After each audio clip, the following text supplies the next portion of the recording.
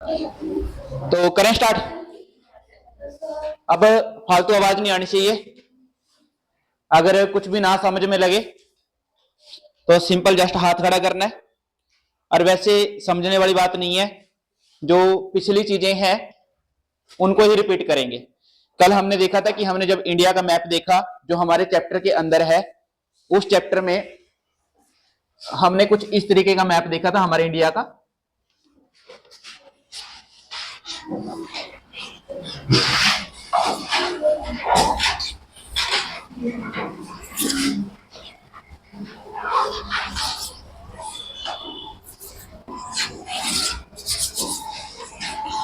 कुल मिला के कुछ ऐसा मैप हमारे इंडिया का है। और हम उस मैप में देख पा रहे हैं जो हमारी बुक के अंदर है कि इस एरिया में कुछ भी नहीं है, ऊपर वाले एरिया में कोई भी रिसोर्स नहीं है। रिसोर्स माने ऐसे मटेरियल जिनका हम यूज कर रहे हैं। कल हमने बात करी थी कि रिसोर्स से मतलब क्या है। इसकी तरफ कोई नहीं देखेगा, सबका ध्यान इधर, ठीक है। मैं बोल रहा हूं, मेरे को ध्यान से सुनना है। अब एक चीज हमारे दिमाग में आनी चाहिए कि ऊपर वाला एरिया कौन सा है? माउंटेन है। कौन से है? माउंटेन। और इस एरिया में क्या है? डेजर्ट। क्या है? डेजर्ट। और ये कौन सा कोस्ट है? वेस्टर्न। कौन सा है ये? वेस्टर्न। और ये कौन सा है? Eastern coast. और ये कौन सी है? अब सेवन सिस्टर नहीं बोलेंगे, अब इसको बोलेंगे नॉर्थ ईस्ट। क्या बोलेंगे? North east. मीनिंग ये वाला पोर्शन कौन सा है? North east. मीनिंग हमने इस तरीके में इंडिया को डिवाइड कर लिया। पर लेकिन एक और चीज देख पा रहे हैं ना, ये कौन सा है? प्लेटू। कौन सा है ये? प्लेटू। और ये एरिया कौन सा है?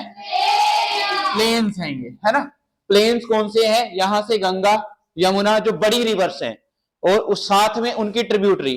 ट्रिब्यूटरी माने तो उनके अगल बगल में आकर मिलने वाली नदियां, छोटी छोटी नदियां आकर उसमें मिलती हैं। हम उसके ऊपर फोकस कर रहे हैं। अब हमने एक चीज देखी कि मैं अगर इंडिया में कोल की बात करूं, पेट्रोल की बात करूं, मैग्नीशियम की बात करूं, अब्रक की बात करूं, लोहे की बात करूं, कोयले की बात करूं या तेल की बात करूं, तो मुझे इस एरिया में नहीं मिलता, ऊपर वाले एरिया में नहीं मिल रहा। तो मिल रहा कहां पे है? नीचे वाले में। और कल मैंने इनको बनने का प्रोसेस भी बताया था। भी ये कौन सी चट्टाने हैं? अग्नि चट्टाने हैं। कौन सी चट्टाने हैं? अग्नि। अब अग्नि का मतलब ये थोड़ी है कि हमने एक पहाड़ को अग्नि के ऊपर रख दिया और वो अग्नि से पक गया, ऐसा नहीं है।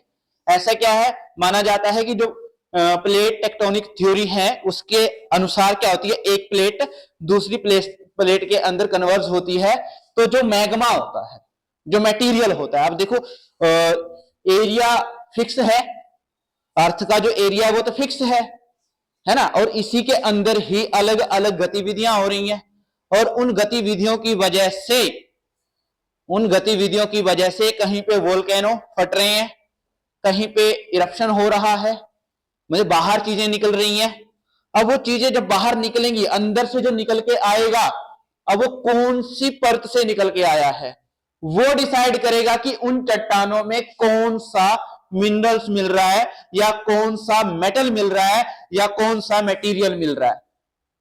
अब हमने इसी में एक बात करी थी कि मेरे पास जो रिसोर्सेज हैं उनको मैं किसके बेस पे डिवाइड करूंगा। एक तो क्या है, मेरी लाइफ में इंपॉर्टेंट क्या है, उसकी मेरी लाइफ में इंपॉर्टेंट है कि नहीं है, इस वजह से मैं उसको कैटेगरी में रखूंगा कि हाँ मेरे यूज का है कि नहीं है। अब जैसे हमने एंशिएंट इंडिया में देखा था कि लोग शिकार करते थे, भाले, लकड़ी, पत्थर, इनका प्रयोग करके जानवरों का शिकार करके खा लेते थे, पी लेते थे और अपना जीवन व्यापन कर रहे थे।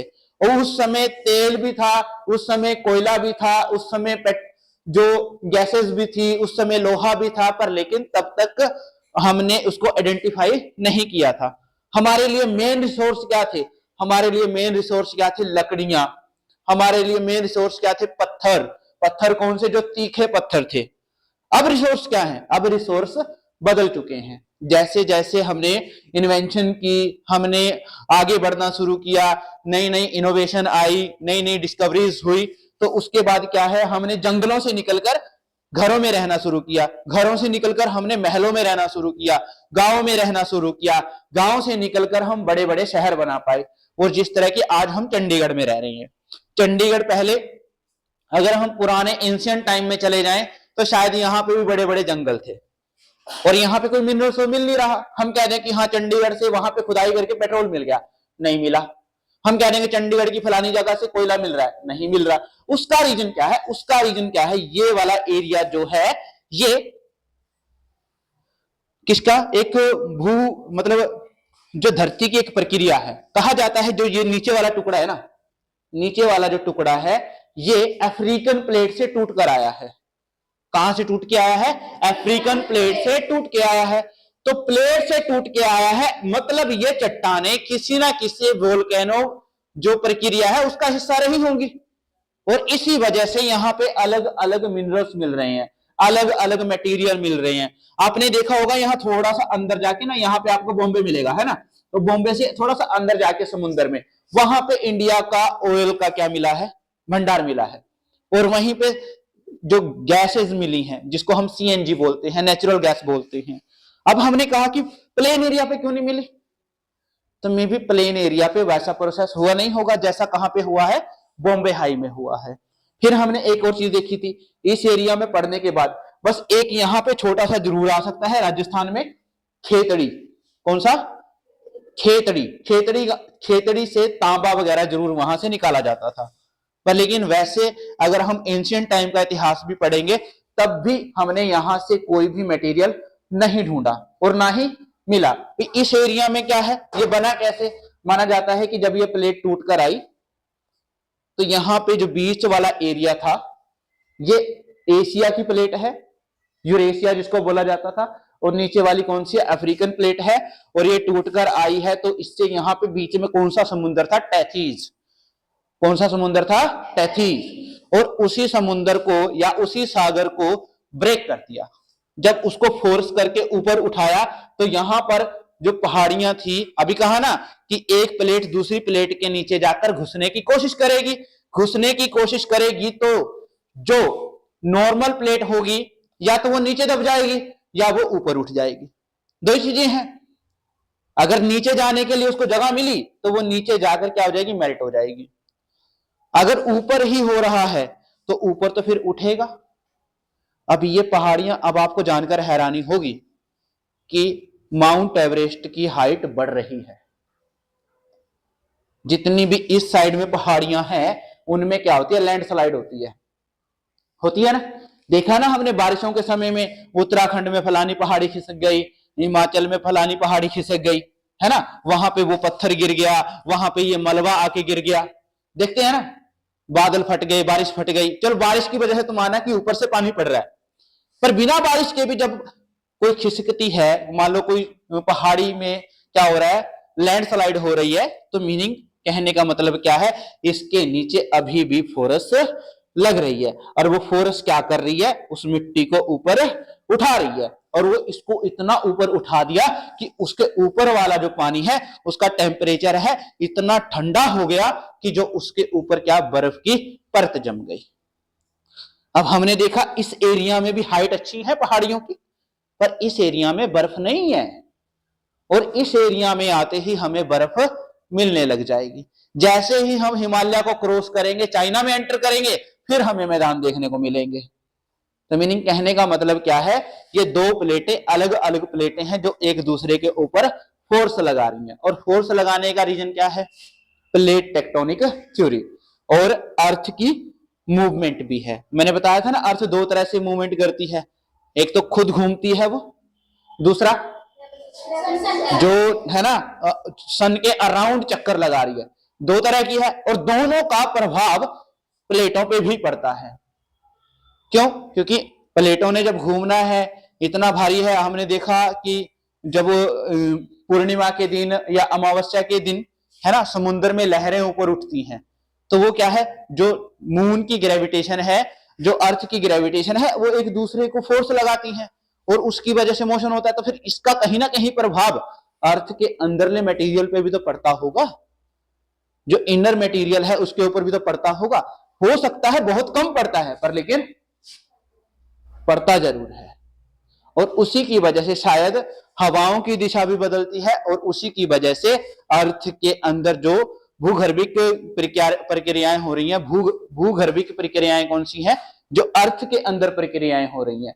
अब ये सब हम क्यों सीख रहे हैं, क्यों जान रहे हैं? हम क्या करें कि हाँ ये रिसोर्स आए कहां से।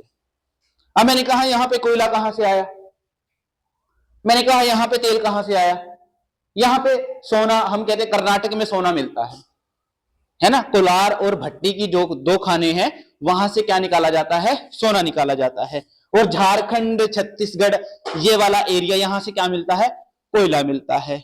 और यहीं से अबरक के भंडार भी हैं, और यहीं से और मटेरियल हैं जो इंडिया के निकाले जाते हैं।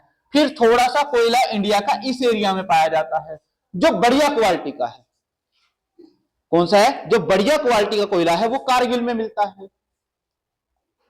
अब ये चीज हमारे दिमाग में ये प्रश्न उठने चाहिए ना, भी ऐसा क्यों हो रहा है कि यहां तो चीजें मिल गई, इस एरिया में नहीं मिला, यहां पे जाके फिर मिल गया।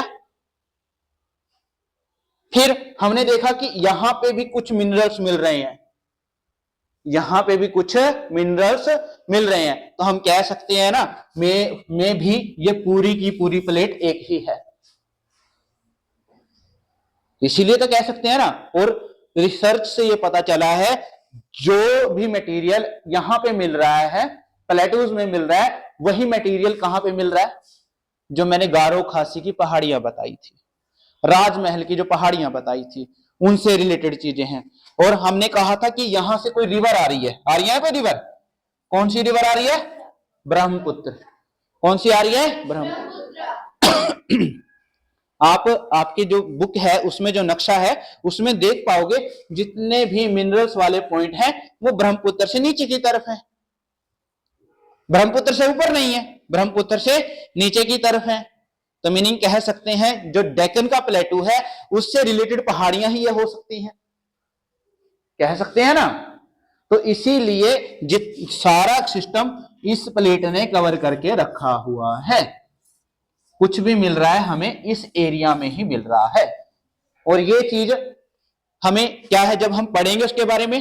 अब मैंने मान लो रत्नागिरी पढ़ा था कल, है ना, मुझे स्टेट नहीं पता, रत्नागिरी पढ़ा था मैंने, मुझे स्टेट नहीं पता, और मैंने कह दिया कि रत्नागिरी कहां पे है ना, मैंने ये पूछ लिया कि रत्नागिरी कहां पे है, और आपसे ऑप्शन में 4 ऑप्शन आ गए आपके पास, उसमें एक आ गया पंजाब, एक आ गया यूपी, एक आ गया अरुणाचल प्रदेश, ठीक है, और एक आ गया मान लो गोवा, मान लो ये आ गया। अब मेरे दिमाग में है ना कंफर्मेशन कि मैं इन ऑप्शन की तरफ क्यों जाऊंगा, मैं क्यों जाऊंगा, बेवकूफ हूं मैं, ये तो वेस्टर्न कोस्ट पे है ही नहीं, ये तो वेस्टर्न कोस्ट पे है ही नहीं, मे भी वो गोवा में भी ना हो, क्या पता। अगर वेस्टर्न कोस्ट के ही सारे स्टेट दे दिए तो फिर मुझे कंफर्म करना पड़ेगा कि रत्नागिरी कौन से स्टेट में है, आसान हो जाता है। मान लो वही ऑप्शन आ गया कि डिगबोई कहां पे है, डिगबोई पूछ लिया कहां पे है, तो उसमें ऑप्शन 4 ऑप्शन, इसमें मान लो 4 तो ये हैं, 3 तो ये हैं, एक ऑप्शन दे दिया असम, आसानी से लगाया जा सकता है ना। मुझे पता है कि ये 3 ऑप्शन तो हो ही नहीं सकते, क्यों, क्योंकि तो ये तो इस साइड है और डिगबोई तो कहां पे है, नॉर्थ ईस्ट में है कि नहीं है। तो इस तरीके से भी चीजें हम याद कर सकते हैं। अब याद करने के लिए देखो मैंने आपको बता दिया कि रिसोर्सेज आए कहां से, कोई भी पदार्थ या मटेरियल रिसोर्स बना क्यों, कोई भी चीजें हमें उसको रिसोर्स मान क्यों रहे हैं। अब कुछ रिसोर्सेज ऐसे हैं जो जल्दी खत्म हो जाएंगे, यूज कर रहे हैं हम, वो जल्दी खत्म हो जाएंगे, उनको क्या बोलेंगे, नॉन रीन्यूएबल, क्या बोलेंगे, नॉन रीन्यूएबल। और जो बनते रहते हैं वो क्या होते हैं, रीन्यूएबल। ऐसे तो बोला गया, ऐसे बोल सकते हैं, क्यों, क्योंकि इनको बनने में ज्यादा टाइम लगेगा, ऐसा नहीं है ये बनेंगे नहीं, इनको बनने में ज्यादा टाइम लगेगा। और इनको बनने में कम टाइम लगेगा। अब सीधी सी बात है, पानी, बारिश का प्रोसेस दोबारा फिर आ जाता है, समुद्र में नदियों से गया, बारिश से फिर नदियों में आ गया, आगे कि नहीं आ गया। और हवा डेली चलती है ना, क्या हो गया, सनलाइट है, सनलाइट हो गया। और ये तो हमने देख लिया है ना, जंगल जल्दी उगा सकते हैं, अगर हम उगाना चाहें तो 10-20 साल बाद जंगल तैयार कर सकते हैं ना, हम कर नहीं रहे ना। हम कोई भी पेड़ पौधा 20-22 साल में तो बढ़िया हो जाता है, पर हम तैयार नहीं कर रहे। और जंगलों को भी हमने किस में कन्वर्ट कर लिया, नॉन रिन्यूएबल में।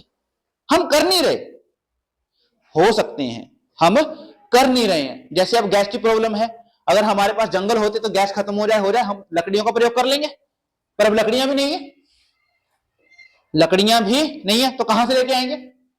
तो ये चीज सिखाती है कि हमने किन चीजों के ऊपर फोकस करनी है। अब बात आती है कि सर हमने इतनी सारी जानकारी हासिल तो कर ली कि मुझे ये भी पता चल गया वेस्टर्न कोस्ट की तरफ कौन से हैं, ईस्टर्न कोस्ट की तरफ कौन से हैं, नॉर्थ ईस्ट में कौन से हैं, प्लेन एरिया में तो मुझे मिलेगा ही नहीं कुछ भी, सिर्फ पानी के अलावा। और पानी से ही हम कुछ रिसोर्सेज बना सकते हैं। जैसे मैंने मछली पालन शुरू कर दिया, जैसे मैंने टूरिस्ट प्लेस बना दिए, तो पानी भी रिसोर्स के रूप में हमें जो है कहानियां बनाना शुरू कर देगा कि हाँ, अगर आप जो गंगा इतनी बड़ी रिवर है, अगर उसके हम बैंक को अच्छे से रिन्यूएट कर दें, बढ़िया से रिन्यूएट कर दें, तो भाई इंडिया में तो इतना टूरिस्ट प्लेस बन जाएगा। इंडिया के तो बीच में ही समुंदर है, क्योंकि देखा है ना आपने, जो यूपी बिहार जाते होंगे, गंगा की चौड़ाई, यमुना की चौड़ाई देखी है ना। अगर हम उनके किनारों को अच्छे तरीके से डेकोरेट कर दें तो कितना टूरिस्ट आ सकता है इंडिया में, कितने अच्छे अच्छे काम हो सकते हैं, पर लेकिन हम कर नहीं रहे हैं। और हमने जैसा कि किसमें सैक्रेड प्लेसेस में पढ़ा था, नदियों को, नालों को, झीलों को, इन पानी वाले रिसोर्स को तो हमने गंदा करके छोड़ दिया, जंगलों को हमने गंदा करके छोड़ दिया। अब ये सारी इंफॉर्मेशन आपको क्यों दी जा रही है, आपको ये इंफॉर्मेशन इसलिए दी जा रही है ताकि आप इनके बारे में पढ़ के आप अपनी रियल लाइफ में इंप्लीमेंट कर पाओ। रियल लाइफ में इंप्लीमेंट कैसे होगा, आप घर पे जाके बताओगे। मम्मी ने अगर गैस खुली छोड़ रखी है तो जाके बोलोगे ना, मम्मी इसको बंद करो, फालतू नहीं चलाना है। मम्मी कह देगी और भरा लाएंगे। मम्मी मैं ये नहीं कह रहा कि हम और भरा लाएंगे, हमारे पास पैसे बहुत हैं, पर लेकिन जो ये गैस खराब हो गई ना, इसको बनने में बहुत टाइम लगेगा। अब मुझे थोड़ा सा पानी गर्म करना है तो मैं क्यों गैस ऑन करूं, अगर मेरे पास कोई इलेक्ट्रिक का पदार्थ है तो मैं उससे गर्म कर लूं, करनी चाहिए ना, पर लेकिन हम ये कर नहीं रहे हैं। जब आप ये छोटी छोटी बातें अपनी लाइफ में इंप्लीमेंट करने लग जाओगे तो आपको ये प्रश्न याद नहीं करने पड़ेंगे जो आपकी बुक में लिखे हुए हैं।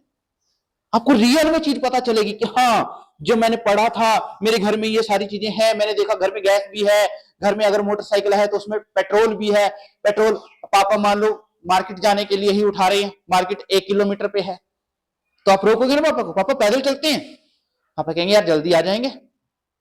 नहीं पापा, पेट्रोल क्या है, बेशक हम खरीद सकते हैं, हमारे पास पैसे हैं, पर लेकिन पेट्रोल को बनने में प्रोसेस बहुत लंबा लगता है। और अगर हमें इमरजेंसी में, अब जैसे हालात पैदा हो रखे हैं ईरान और अमेरिका के बीच का कन्फ्लिक्ट देख के, इंडिया में तो पेट्रोल हल्का फुल्का ही मिलता है, ना, पर लेकिन वो पेट्रोल बहुत दूर से आ रहा है। पेट्रोल डायरेक्टली मिलता है या कुछ और मिलता है उसका, क्रूड ऑयल के रूप में हमें जो वो तेल मिलता है, वो क्रूड ऑयल से अलग अलग चीजें बनती हैं। अब मैंने क्या कहा था, जैसे हमने बात कर ली ऑयल की, हमने बात कर ली कोल की, हमने बात कर ली आयरन की, हमने बात कर ली मैग्नीशियम की, हमने बात कर ली यूरेनियम की, हमने बात कर ली और अलग अलग जो एनर्जी के मटेरियल हैं। फिर हमने क्या करना है, वर्ल्ड में सबसे पहला नंबर किसका है, वर्ल्ड में सबसे पहला नंबर किसका है, और इंडिया का रैंक कौन सा है। अगला प्रश्न क्या हो जाएगा, इंडिया का रैंक कौन सा है, ये प्रश्न हम देखेंगे। ठीक है, अभी मैंने नहीं पूछा कि कोयला में इंडिया कितना उत्पादन करने में कितने नंबर पे आता है। फिर आपसे पूछा जाएगा इंडिया में कौन सी कोल की किस्में इंडिया में मिलती हैं, या जहां पे इंडिया में कोयला पाया जाता है उसके आसपास के एरिया में कौन सी तरह की फसलें हम उगा सकते हैं। अब हमने देखा कपास, देखा ना कपास, कौन सी मिट्टी में बढ़िया पैदा होती है? वो काली मिट्टी में। अब एक बात बताओ मेरे को, चलो ठीक है यहां से तो डायरेक्टली हमें मटेरियल मिल रहे हैं, है ना, पर लेकिन इस एरिया में लोग फिर भी ज्यादा अमीर हैं, है ना? ऐसा क्यों? क्योंकि यहां की जो लाइफस्टाइल है वो आसान है। यहां का जो लाइफस्टाइल है वो क्या है? आसान है। मान लो इन पहाड़ियों में मटेरियल मिल भी रहे हैं तो मटेरियल में अशुद्धियां भी तो हैं, इम्प्योर भी तो है, वो प्योर तो नहीं है ना। कोई भी चीज मिल रही है वो प्योर तो नहीं मिल रही, क्या मिल रही है? वो इम्प्योर। इम्प्योर मिल रही है तो उसको प्यूरिफाई करने के लिए क्या लगाई जाती है? रिफाइनरी लगाई जाती है ना, इंडस्ट्रीज लगाई जाती हैं।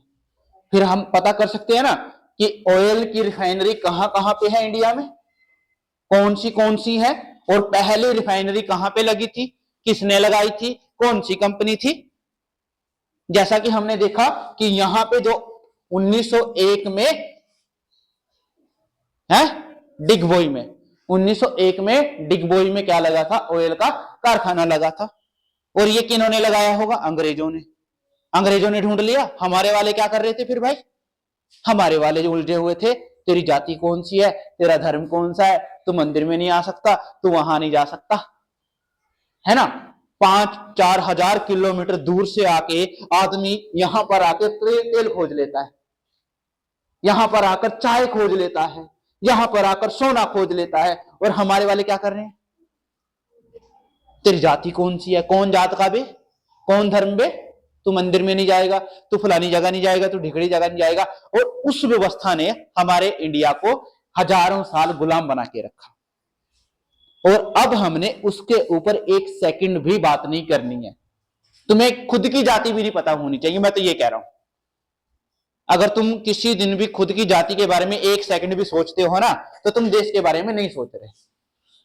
तो एक सेकंड के लिए भी अपनी जाति के बारे में नहीं सोचना, चाहे तुम्हारी जाति छोटी हो बड़ी हो, व्यवस्था के अनुसार। वैसे कोई भी जाति छोटी बड़ी नहीं है, कोई भी धर्म छोटा बड़ा नहीं है। अगर तुम एक सेकंड भी अपने धर्म के बारे में सोचते हो, अपनी जाति के बारे में सोचते हो, पढ़ाई करते वक्त अगर तुम्हारे दिमाग में ये चीज आती है ना, तो तुम देश के लिए कुछ भी नहीं कर सकते। वो तुम्हारा पर्सनल मैटर है, आप करो, कोई नहीं रोकेगा आपको। संविधान में भी आपको राइट दिए गए हैं कि आप पूजा पाठ कर सकते हो, आप अपनी प्रक्रियाओं को इंप्लीमेंट कर सकते हो। हर तरह का अधिकार आपको कानूनी रूप से मिलता है, संवैधानिक रूप से भी मिलता है। पर लेकिन पढ़ाई करते वक्त मेरे दिमाग में नहीं आना चाहिए। मेरे को एनालाइज करने की पावर आनी चाहिए कि हाँ, अगर कोयला मिल रहा है, मेरे धर्म ग्रंथों में कोयले के बारे में उल्टा सीधा लिखा है, तो मैं उसको इग्नोर मारूंगा। अगर कोयला मेरे देश के लिए जरूरी है तो मैं उसको सर्च करने के लिए, उसको प्यूरिफाई करने के लिए, उसकी जो क्वालिटी है उसको सुधारने के लिए अगर मैं कुछ कर सकता हूं तो मुझे करना चाहिए। और मुझे ये एडवाइस देनी चाहिए। घर पे दोगे ना एडवाइस? अगर कभी गैस खुली मिलेगी तो घर पे जाके बोलोगे ना, मामा ठीक है हम खरीद पा रहे हैं, हमारे पास पैसे हैं, पर लेकिन गैस आसानी से बनती नहीं है। फिर कह दोगे, मैं सोचूंगा कि बेटे हम, मम्मी को आपने बोला कि मम्मा ऐसा है कि आप गैस को बंद कर दो, हम क्या करते हैं इलेक्ट्रिक रिसोर्स से पानी गर्म कर लेते हैं। मम्मी कहेगी कि बेटा मैं एक हूं, आप एक बंद कर लेंगे, बाकी भी तो कर रहे हैं, हमारे एक से क्या होगा। अगर आज एक की सोच होगी तो कल करोड़ों की सोच होगी। अगर आज हम 1 ग्राम बचा पाएंगे तो कल मान लो आप जैसे करोड़ बच्चों ने अपनी मम्मी को, अपने पेरेंट्स को बोल दिया, तो कितने 1 करोड़ ग्राम गैस बच जाएगी। और वो किसके लिए? अच्छे काम के लिए हम उसको दोबारा यूज कर सकते हैं। तो कुल मिला के आज की इस क्लास में हमने हमारे जियोग्राफिकल फीचर के साथ ये देखा कि हमारे पास मिनरल्स कौन से साइड में है, और कौन से टाइप के हैं, और कौन सी चीजों को। एक और चीज है, मिनरल्स कौन से होते हैं? लिविंग और नॉन लिविंग, ये भी होते हैं। ऐसा क्यों? कुछ रिसोर्सेज में क्या होती है? जान होती है। क्या होती है? जान होती है। कैसे जान? अब देखो, आपने अपना एक्सपेरिमेंट करके देखना, आपके घर में कूड़ा कचरा आता है ना, जो है ना, मैं दिखाता हूं नॉन लिविंग और लिविंग क्या होता है। रियल एग्जांपल है ये। आप घर में 2 पुरानी बोतल लेना, क्या लेना? 2 पुरानी बोतल लेना, आपको पता चल जाएगा कि मेरे घर में कचरा भी लिविंग और नॉन लिविंग है। एक में क्या करना, पॉलिथीन, ठीक है, प्लास्टिक, उसमें डाल के रख देना, ठीक है, और एक में जो आप ये फल फ्रूट सब्जियां ये आ रही है ना, इनके कचरे को रख देना। आप देखना जो फल फ्रूट कचरे वाली होंगी ना, उसमें से कीड़े मकोड़े पैदा होना शुरू हो जाएंगे। हो जाएंगे ना? क्यों हो जाएंगे? क्यों हो जाएंगे? क्योंकि उनमें जान है ना, क्योंकि उसमें जान है। और जान तो मेरी मम्मी पापा भी है ना, तो हम कह सकते हैं ना, मम्मी ये लिविंग है, जैसे आप मेरे हो, है ना, आप मेरे लिए जान हो, तो इन पदार्थों में भी क्या है? जान है। और जिन हम प्लास्टिक देखेंगे, पॉलिथीन देखेंगे, उसमें से कीड़े मकोड़े पैदा नहीं होंगे। क्यों? क्योंकि उनमें जैविक प्रक्रिया नहीं होगी। वो पानी के साथ, हवा के साथ, मिट्टी के साथ प्रक्रिया नहीं करेंगे। और जो पदार्थ पानी के साथ, हवा के साथ, मिट्टी के साथ प्रक्रिया कर सकते हैं, उनको हम लिविंग रिसोर्स में रख सकते हैं। अब ये बताओ मेरे को, कोयला बनने के लिए प्लास्टिक तो नहीं बनता, प्लास्टिक का यूज तो नहीं होता, उसमें क्या होता है? कार्बन। क्या होता है? कार्बन। और कार्बन किस में पाया जाता है? पेड़ पौधों में, जानवरों में, है ना। उनका जो मटेरियल हजारों साल तक अर्थ के नीचे दबा रहा, उसके ऊपर फोर्स पड़ता रहा, फोर्स पड़ते पड़ते वो कार्बन इतना टाइट, इतना सॉलिड हो गया, उसने किसका फॉर्म ले लिया?